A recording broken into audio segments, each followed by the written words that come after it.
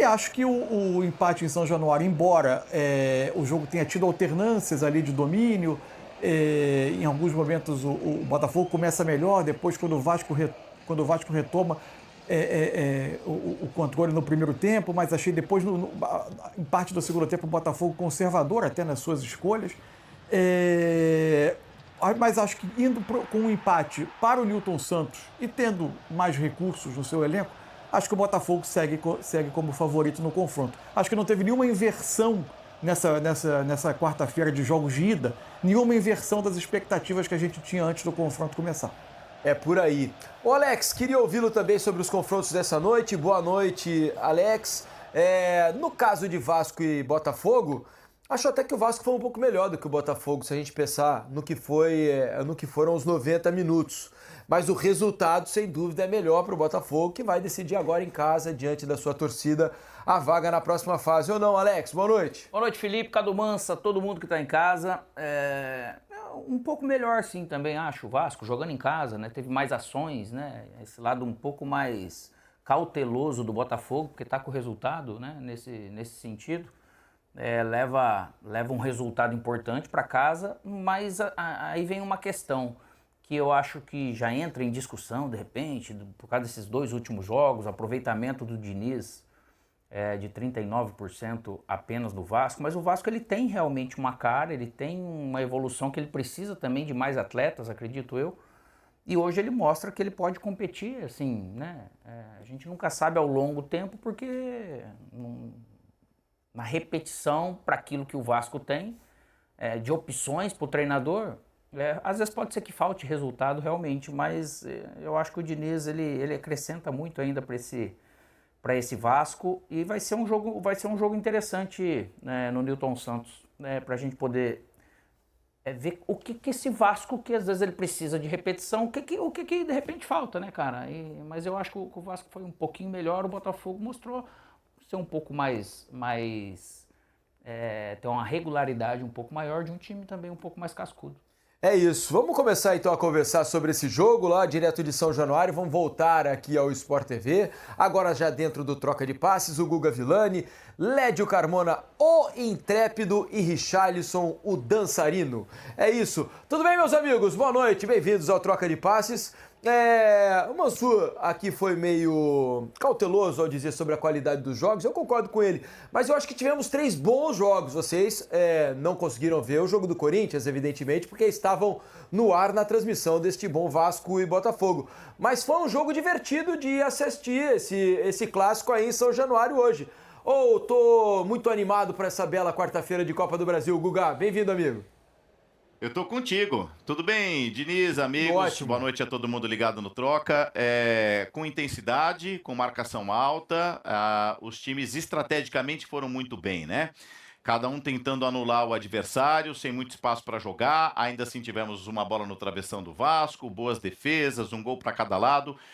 Se não espetacular, eu tô contigo. Acho que o jogo foi bom. Eu não sei o que pensam os amigos. Boa noite. Boa noite, amigos. Felipe, Alex, Mansur. Eu acho que o jogo foi bom. O jogo foi bom e teve até um lado surpreendente. Foi a boa atuação do Vasco, né? Uma atuação convincente. Aí, evidentemente que o torcedor fica meio inseguro, porque foi muito bem contra o Santos, depois degringolou. Hoje volta a jogar, fazer um bom jogo, um bom clássico contra o Botafogo, com mais intensidade, com mais força.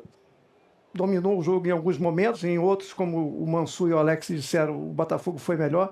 O resultado, acho que foi relativamente justo. Acho que o Vasco, em alguns momentos, foi mais momentos do jogo, em mais etapas do jogo, foi superior ao Botafogo, mas enfim, foi um resultado justo e o Vasco fica com esperança de conseguir competir contra o Botafogo.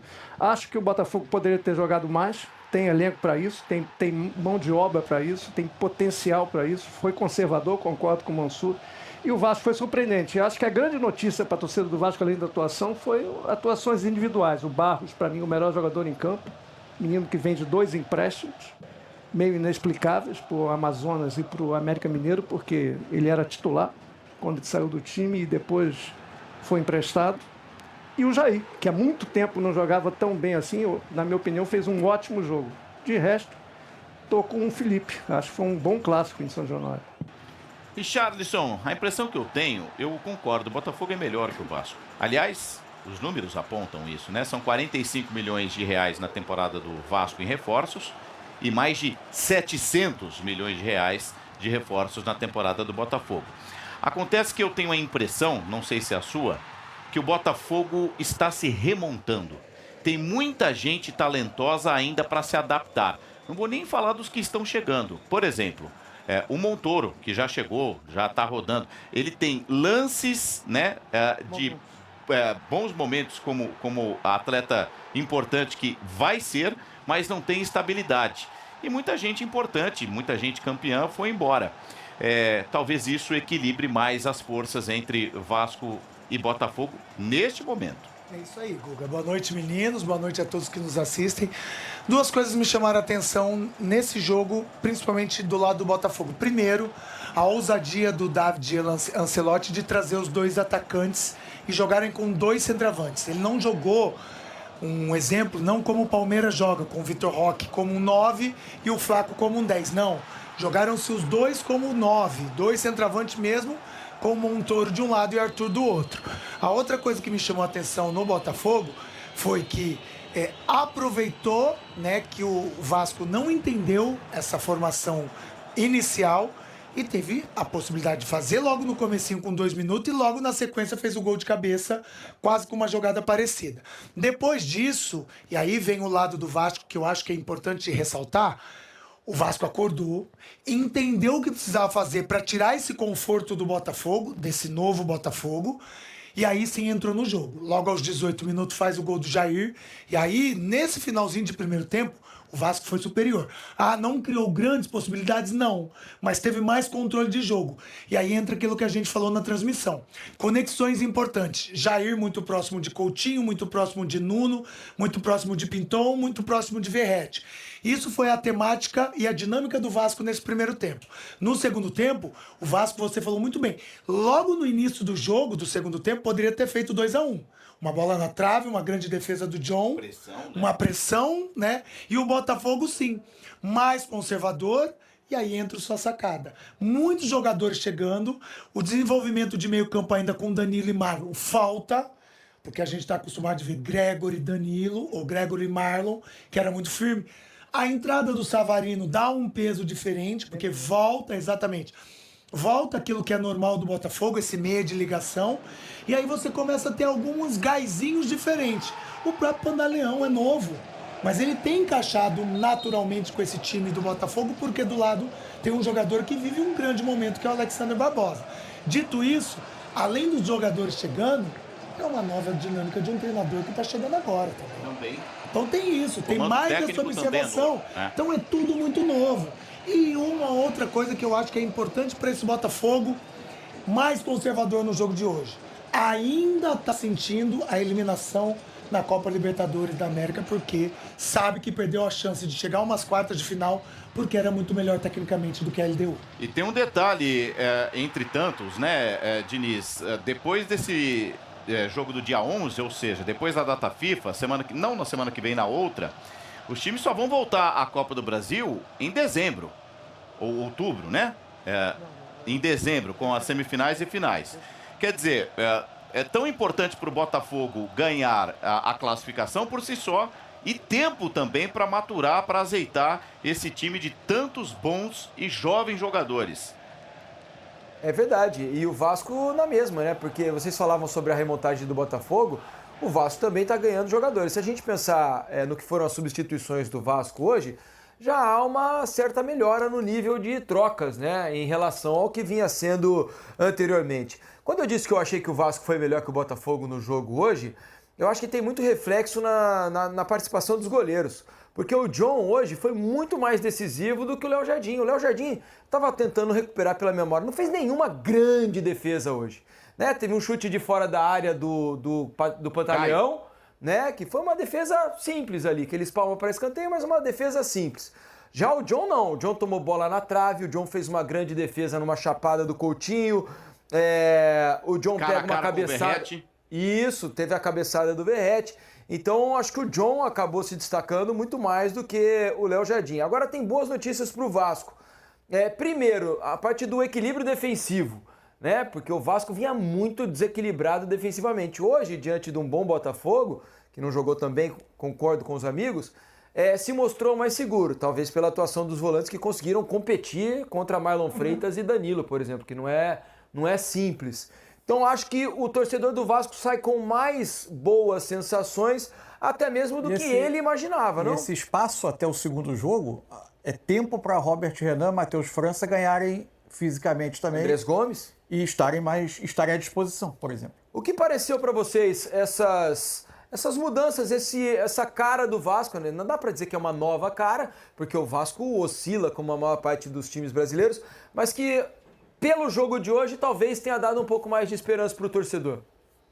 Cara, eu vou rolar essa bola para os comentaristas porque eu já desisti do Vasco. Quando você acha que o jogo do CSA vai ser a base para sequência, até vem um bom jogo contra o Santos e muito fora da curva. Mas depois é isso, é um time meio vagalume, vai, não vai, agora vai, não foi, enfim. Eu não concordo só com a questão defensiva. Eu acho que defensivamente hoje o Vasco voltou a errar muito por cima no jogo aéreo do Botafogo. Mas nos dois primeiros lances só, né, Lédio? Mas é que o Botafogo depois parou de né? cruzar também, né? O time melhorou na marcação, evitou os cruzamentos. Mas quando foi bola por cima, Felipe, a defesa errou muito. Ainda acho que errou. Só pontuando uma informação, o Vasco já contratou o Robert Renan e essa noite oficializou, não sei se eles já anunciaram oficialmente, mas o negócio foi fechado com o Carlos Cuesta, o outro zagueiro colombiano. Então é mais um zagueiro que o clube contrata. O que mostra que tem essa deficiência aérea, é muito clara, da defesa do Vasco. Mas eu acho que a notícia boa é essa. O Vasco recuperou um bom jogador, que é o Jair. Eu acho que se ele conseguir manter essa sequência, vai ser muito bom para o time. O Barros é um ótimo primeiro volante, é inexplicável não ter ficado esse tempo todo fora do clube, um clube com muita dificuldade nessa posição. E do meio para frente, acho que fez um bom jogo, como já havia feito em momentos pontuais da temporada, como contra o Santos e contra o São Paulo. Eu acho que são boas notícias. Agora, estou com buga. Não dá para confiar totalmente. O time tem que ter uma sequência convincente. Por enquanto, foi mais um jogo bom. Lédio, Richarlison, amigos do Troca, vocês ficam a partir de agora com o David Ancelotti, o técnico do Botafogo. Um forte abraço e até a próxima. Equipes com muitas faltas, então é um resultado que mantém todo em equilíbrio. É um jogo que vai ser muito equilibrado até o último minuto da eliminatória e os detalhes vão decidir seguramente essa eliminatória, mas chegamos à nossa casa com a nossa torcida com o resultado que é 50% ainda. Boa noite, David. Jonathan Santos, canal BTB Esportes. Queria que você pudesse falar a sua avaliação em relação à dupla de ataque. Você utiliza 2 centroavantes que no início da partida foi extremamente eficaz, até aproveitando ali a brecha do setor defensivo do adversário. Obrigado. Sim, gostei da última meia hora contra a Juventude. Acho que eles combinaram bem os movimentos. E hoje, mais uma questão tática, porque na pressão deles, acho que nesse campo era importante ter uma saída de bola um pouco mais direta e ter 2 delanteros ajudou nos primeiros minutos para não ter perdas de bolas, que nesse momento a gente tem. E temos que melhorar, mas nesse jogo tão importante, essa foi a motivação. Mas é uma opção que temos agora com o Cris e vamos ver jogo a jogo como preparamos os jogos. Mas gostei, começamos o jogo com uma ideia clara também de cruzar, porque temos 2 delanteiros na área e jogou o gol. Então, contente com o jogo dos 2 delanteiros. David, boa noite. Leonardo Pereira, do Portal Jogada 10. Eu quero continuar nessa questão dos 2 centroavantes. Há 2 jogos você começou com o Savarino como falso 9, ou seja, sem nenhum homem como referência. E hoje você começa a partida com 2 jogadores na área, 2 centroavantes que você já justificou. Você fala sempre em adaptar aos jogos. Mas o Botafogo ainda não tem uma identidade, você procura uma identidade para esse time e aproveitando, queria saber como é que está o Cris Ramos, por gentileza. Obrigado. O Chris Ramos tem que passar controles no hospital, ainda não tenho informação. E a adaptação, claramente, tem que ser um time que quer jogar atacando, mas depende muito dos jogadores que tenho no elenco. Se não tenho delanteros, tenho que jogar sem delanteros. Se Cabral não treina toda semana e só tenho disponível Savarino, que pode atacar a profundidade, temos que jogar claramente um jogo mais vertical. Não temos uma referência ofensiva. Agora que tenho disponível 2 delanteros, tenho que adaptar o elenco e o rival. Mas a ideia que temos que ter é que temos que ser um time que joga a um ritmo alto, que joga a transição rápida e que tem, se tem a possibilidade de ter uma saída de bola limpa, tem que procurar. Claro que não é fácil, sem treinos, jogando, acho que 13 jogos em pouco mais de 35 dias, é difícil treinar. É difícil, temos dificuldades, claramente, porque também temos que procurar ganhar os jogos e fazer bom resultado, então temos que adaptar muito. Oi, David, aqui, tudo bem? David Sharp, do Antenados na Jogada. A torcida do Botafogo, pelo que eu tenho ouvido aqui do lado de fora, está reclamando bastante que parece que você demora muito a mexer no time. Hoje eles chegaram a falar isso também, que o time poderia ter voltado diferente, inclusive com o Savarino, que acabou entrando no começo do segundo tempo, né, com a lesão lá que aconteceu com o Chris Ramos, e até mesmo com a saída do próprio Arthur, que, segundo a torcida, não estava bem no jogo. Aí o que você pode falar para eles? Como é que você pode responder isso? Por que você demora a mexer, segundo eles? Não, depende do jogo. Então, hoje, acho que depois do câmbio de Savarino, tinha pensado os 2 câmbios, que demorei um pouco, porque o time tinha mais controle no jogo. Eu vi o time bem, 20 minutos, então por isso demorei um pouco, mas não, acho que depende do jogo, acho que não sempre demoro muito, mas respeitamos sempre a opinião da torcida, claramente. Ô, professor, tudo bem? Aqui, ó, Igor Melo, repórter da Rádio Craque Neto, Euro 17. Eu queria falar um pouco a respeito do Jefinho, né? Que entrou muito bem na partida contra a LDU, que infelizmente o Botafogo acabou perdendo. E hoje, pelo que a gente percebeu, ele muito pouco aqueceu, né? Não foi acionado no jogo que o Botafogo poderia, ali pelos flancos do campo, tentar um resultado positivo, uma válvula de escape. Por que o Jefinho não foi utilizado hoje? Obrigado. Porque queria jogar com um extremo que possa jogar mais por dentro, para deixar a defesa deles colapsar um pouco no meio, surpreender um pouco mais com Vitinho e com Teles, jogar com laterais um pouco mais profundos hoje, pelo sistema defensivo do Vasco. Tenho muitos jogadores no elenco. Tenho a Natan, que há 2 jogos que não joga. Tenho a Ponte, que há 2 jogos que não joga. Tenho a gente que não está relacionada, que treina muito bem.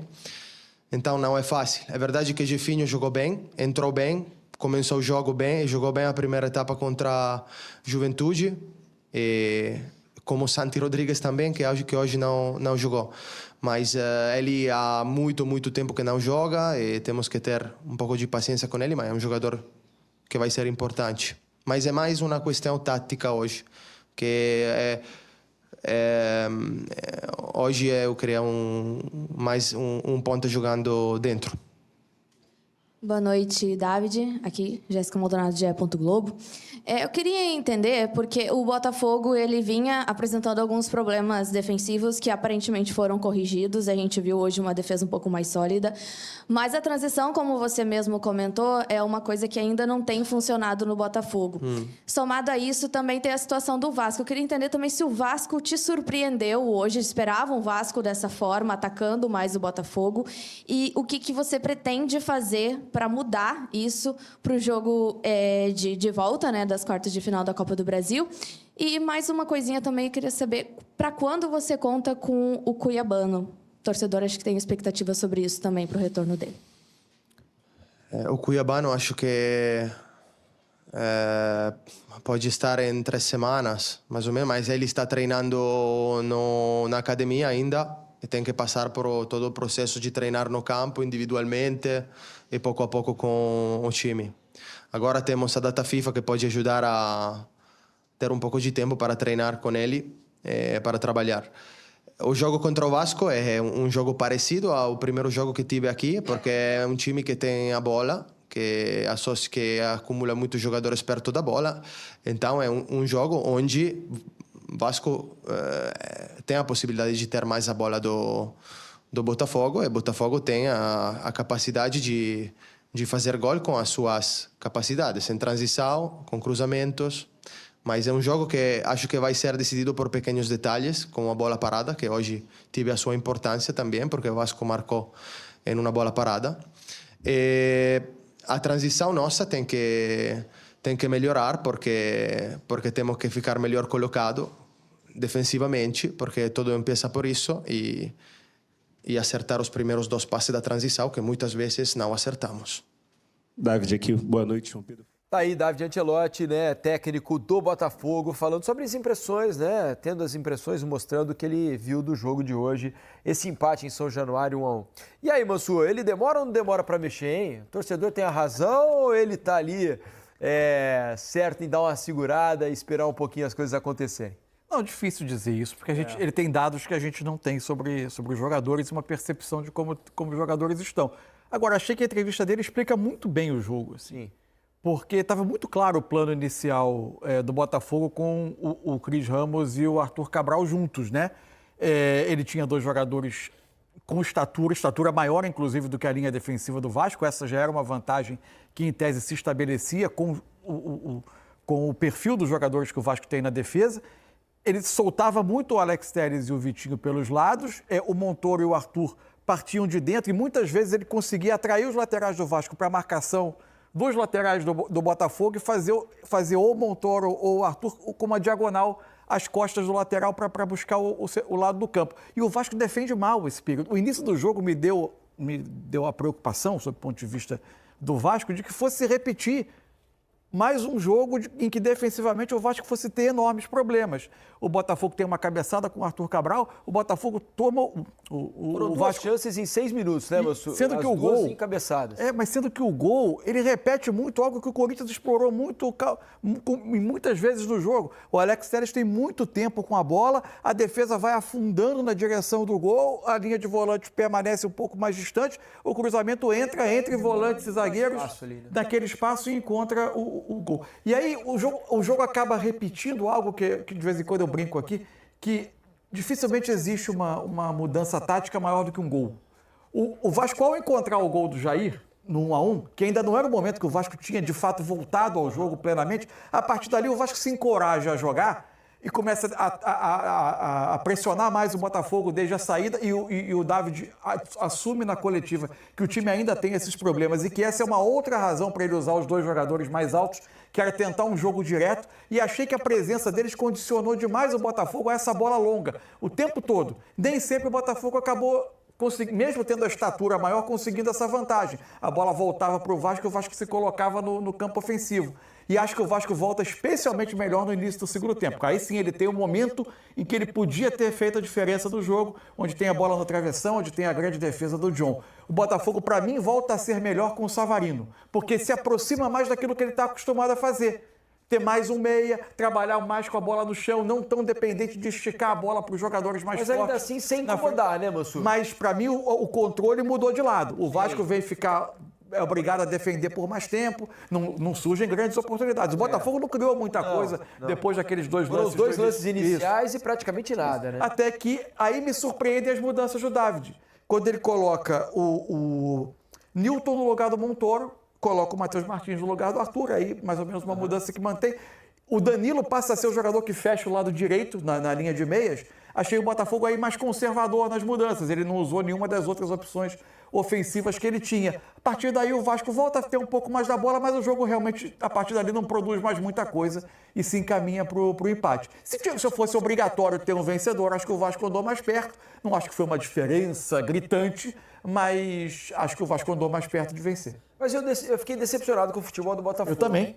Né? Porque o Botafogo claramente é um time melhor do que o Vasco, né? Hoje não foi pra mim, de novo. Nem sempre tem sido um grande Botafogo, né? Não, mas ainda assim melhor do que na média, mas melhor na do que o Vasco. média, né, com o Ancelotti, o o Botafogo atua bem, né? Assim, não é maravilhoso, mas atua bem ali, uma nota 6,5. O Botafogo me decepcionou no jogo hoje. E hoje foi muito conservador, um termo bem utilizado pelo Mansur, Alex.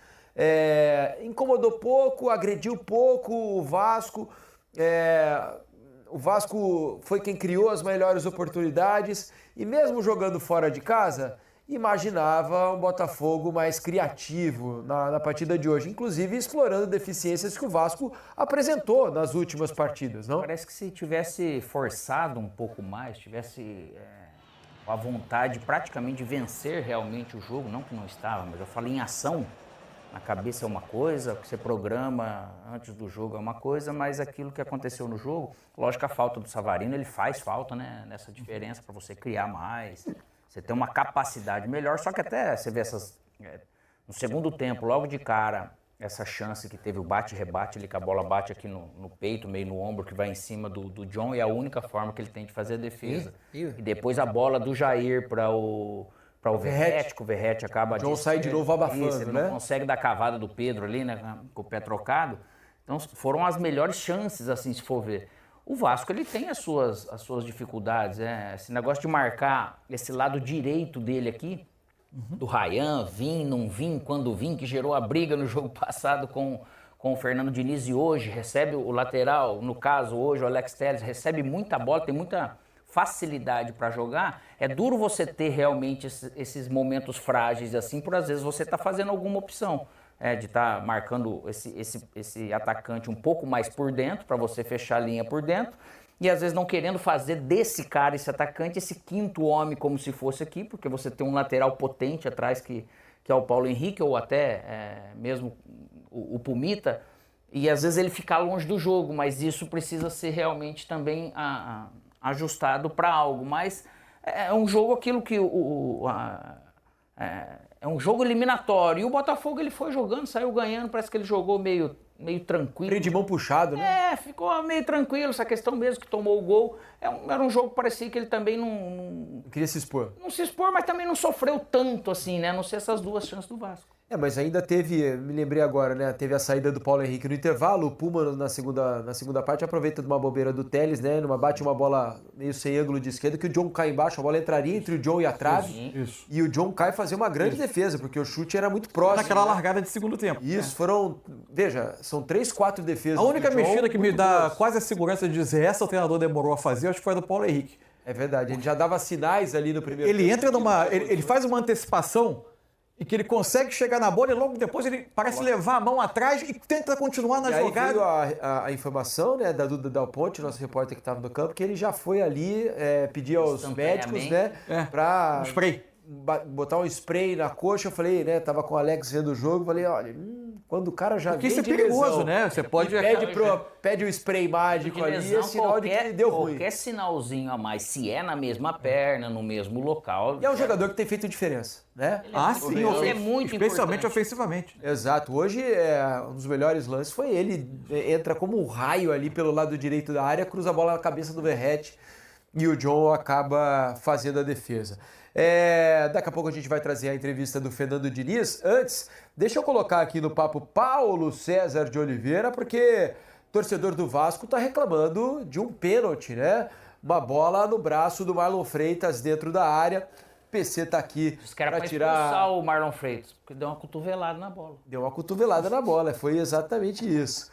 Tudo bem, PC? Bem-vindo ao Troca, boa noite. Fala, Diniz, tudo bem? Graças a Deus. Boa noite para você também, para o Mansur, para o Alex e para todo mundo que está em casa acompanhando o Troca de Passes. Vamos dar uma olhada então nesse lance, PC, que é um lance bastante reclamado por torcedores do Vasco, né? O chute, foi do Ryan o chute, né? O Ryan. O Ryan bate, a bola pegando ali no cotovelo do Marlon Freitas. Exatamente, né? Foram 3 praticamente definições ali do Botafogo. A segunda do Ryan também pegou na trave e a terceira ela bate no braço do Marlon Freitas. Chamar a atenção para o posicionamento do Daronco, que está de frente para o lance, na linha do tiro, que é exatamente o posicionamento recomendado, porque dependendo do ângulo que você se posiciona, você pode ter uma visão, às vezes na diagonal, uma visão lateral e não ter uma boa interpretação da jogada. Ele estava exatamente de frente né? E o melhor ângulo dessa jogada é exatamente o ângulo do Daronco, que é o ângulo de frente. Repare que o Marlon Freitas tem essa ação, mas o braço dele o tempo todo está na frente do corpo. Ele chega a virar o corpo, ele tem a ação com aquele braço esquerdo aberto, ampliando o espaço. Se a bola tivesse batido naquela mão esquerda dele aqui, não teria outra definição que não fosse a marcação do pênalti, mas a bola bate no braço direito. Se a gente puder voltar um pouquinho e parar na hora do contato, volta mais um pouquinho, pode seguir um pouquinho. Aí, paramos na hora do contato, mais um pouco, por favor, no ponto de contato, que é o que o VAR tem que analisar. Repare que ele está um pouco virado e o braço exatamente na frente do corpo, sem ampliar o espaço. Se essa bola não tivesse batido ali no antebraço dele, bateria no corpo. Ela não bateu, né, no corpo como o Daronco indicou, ela efetivamente bateu no braço, mas é um braço que está recolhido, flexionado, sem ampliar o espaço. Portanto, bola na mão, foi uma boa decisão do Anderson Daronco. Tem um dos ângulos, PC, fazendo advogado aqui da torcida do Vasco nesse momento, tem um dos ângulos, esse primeiro ângulo não, esse aí, ó, esse aí fica bastante claro que a bola pega ali numa região que a bola pegaria no antebraço e não no cotovelo. É que tem um ângulo que às vezes, nesses cortes de internet que o torcedor às vezes acaba pegando, tem um ângulo que realmente dá a impressão da bola ter pego no cotovelo, e o cotovelo tá aqui, ó. Corta pra mim a câmera aqui. Exato. Corta a câmera pra mim aqui. E o cotovelo, essa câmera aqui, ó. O cotovelo tava pra fora, então dá a impressão que a bola pega no cotovelo. Mas em 2 ou 3 ângulos diferentes dá pra ver que a bola pega realmente aqui, né? No antebraço, e tá na direção do corpo. Mas realmente tem cortes na internet que dá a impressão de que a bola pega no cotovelo e que o cotovelo... Esse é o melhor ângulo, eu acho, né? Esse é o melhor. Esse é o melhor pra mim. mim. Um outro ângulo que não tá aqui, mas de repente o nosso time busca, que foi o último, que é exatamente o de frente, que tá na linha do Daronco, que é o ângulo do Daronco, que é exatamente o ângulo que ele viu, porque a sua observação é bastante pertinente, Diniz, porque depende muito do ângulo que você observa a jogada, por isso que a recomendação é sempre que você tá preferencialmente na linha do tiro, que aí você consegue ver a posição do braço. Porque se a bola tivesse batido no cotovelo dele, assim, que a asa estava aberta, né, aberta, a asa estava um pouco aberta. Espaço. Mas como ela pega no antebraço, acho que não se configura o pênalti. Se ela tivesse pego na ponta, por exemplo, do cotovelo, eu acho que seria pênalti, né? Porque a ponta do cotovelo tá para fora. É isso, porque o que acontece, inclusive a movimentação, depois a gente vai voltar, e a movimentação do braço do Marlon Freitas é depois que a bola bate. E nesse tipo de lance, o árbitro deve avaliar, e o VAR principalmente, com todos os ângulos disponíveis na cabine, ele tem que avaliar o momento do ponto do contato. E no momento do ponto do contato, a bola bate aqui um pouco mais abaixo, né, no antebraço, que está à frente do corpo, sem ampliar o espaço. Portanto, bola na mão. Agora um lance difícil, que o Daronco teve uma boa interpretação no campo de jogo. A sinalização... Porque ele não viu, né? Porque ele faz um sinal de que a bola pega no corpo, muito né? rápido, E você vê que aí tem uma mudança, inclusive no procedimento do VAR. Não foi divulgado ainda, né, o áudio do VAR, mas lembra aquela crítica que a gente tinha no começo do campeonato? Quando o árbitro descrevia uma ação que era diferente do que o VAR estava vendo, mesmo o VAR entendendo que não era pênalti, ele chamava o árbitro lá na cabine só para dizer, ó, tô vendo aqui, mas não foi pênalti. Causava mais confusão. Agora não. O Daronco até sinalizou o corpo, tem que ver se ele fala, né, mão e bate no corpo, só depois que o áudio for divulgado, mas o VAR, analisando a imagem, ele teve uma boa interpretação, porque o braço está exatamente... Se esse braço está escapando um pouco, como você sinalizou, e essa bola bate no cotovelo, ampliando o espaço do corpo, se essa bola não fosse bater no corpo dele, aí sim seria pênalti. Mas o lance, assim... E só, olha lá, o Daronco sinaliza o corpo, né? O tempo todo sinalizando o corpo. O VAR olha, ele está até descrevendo uma ação diferente daquilo que o VAR viu na imagem, mas o importante é que o braço não ampliou o espaço, portanto, bola na mão, boa decisão da arbitragem. Vamos